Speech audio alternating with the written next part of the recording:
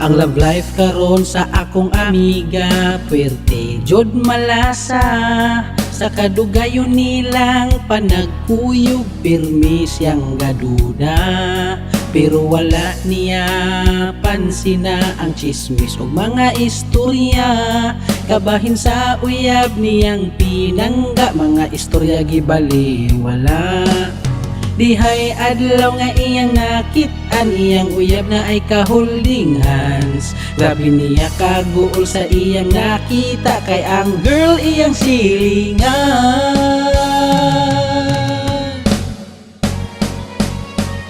Ang iyang uyab ni kuyog sa lain, mura na siya og mapraning.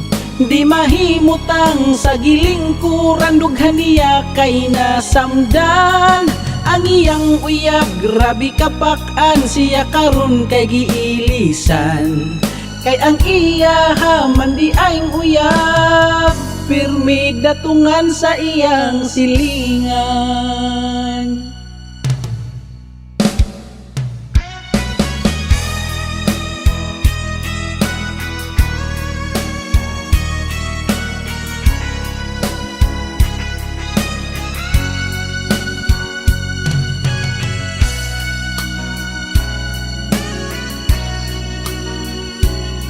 Bisag unsaon na lang niya og pangarte, pakikol og mag-spaghetti.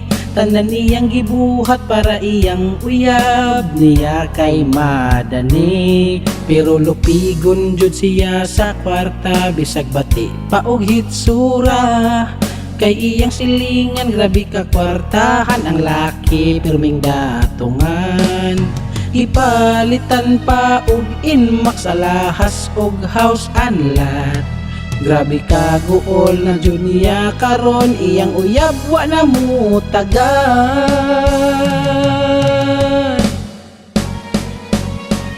Ang iyang uyab ni kuyog sa lain, mura na siya og mapraning. Di mahimutang sa gilingkuran, dughan niya kay nasamdan. Ang iyang uyab, grabe kapak-an, siya karon kay giilisan. Kay ang iya haman di aing uyab, pirmi datungan sa iyang silingan.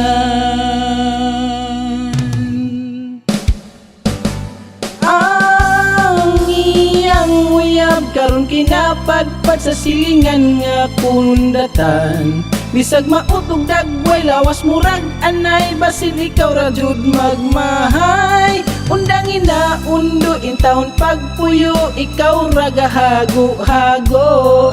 Tungod lang sa kwarta, unya mo dikit ka, ayaw pa abuta, ikaw makarma.